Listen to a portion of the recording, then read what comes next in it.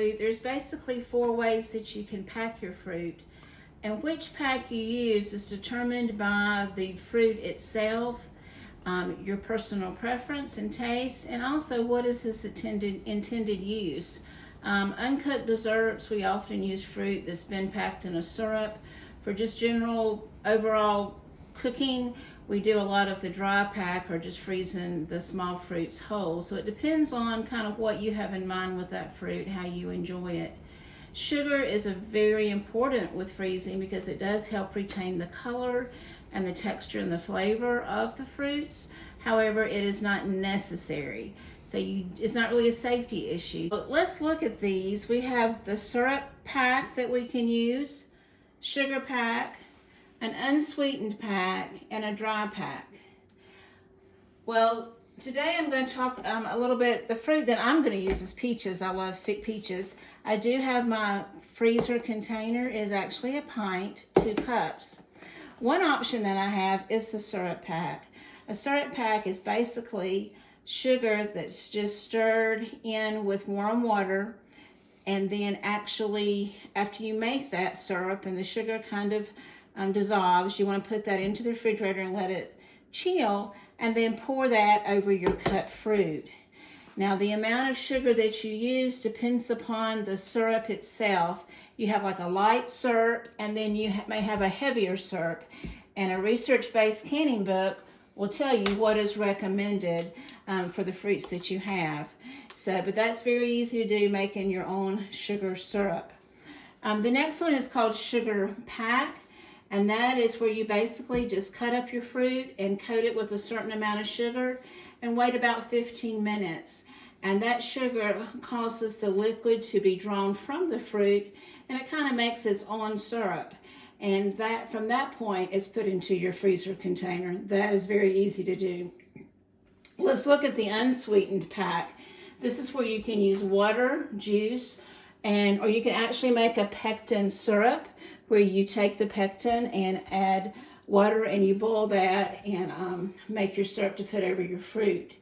Now with this, I will say you may not have the quality and the color that you would using regular sugar, but it can be done and it's safe to use.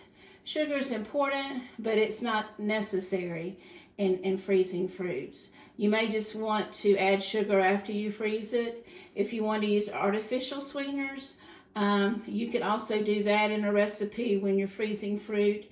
The quality may not be as good, but it can be done. And you may just want to add artificial sweetener after you use it, after you've frozen it, when you have it at the table. So an unsweetened pack is an option. The last one I want to show is the dry pack, and it's one of my favorites. It's great for small whole fruits like blueberries, blackberries, strawberries. You actually wash the berries and then dry them well, and then you just actually put them on a tray or a baking sheet on parchment paper. Slide that into your freezer. Let it freeze for a short time until they get hard.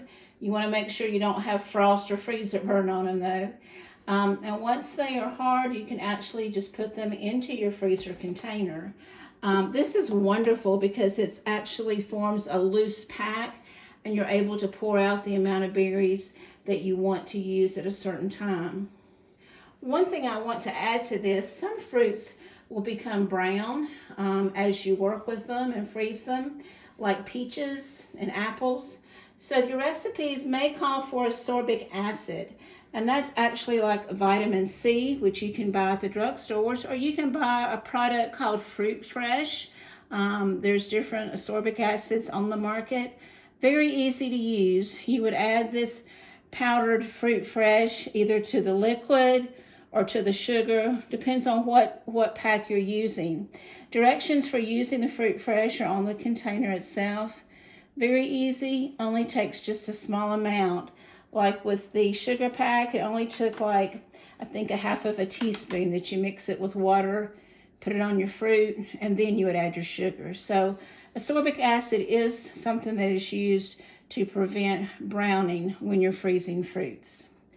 I look forward to enjoying these fruits this winter.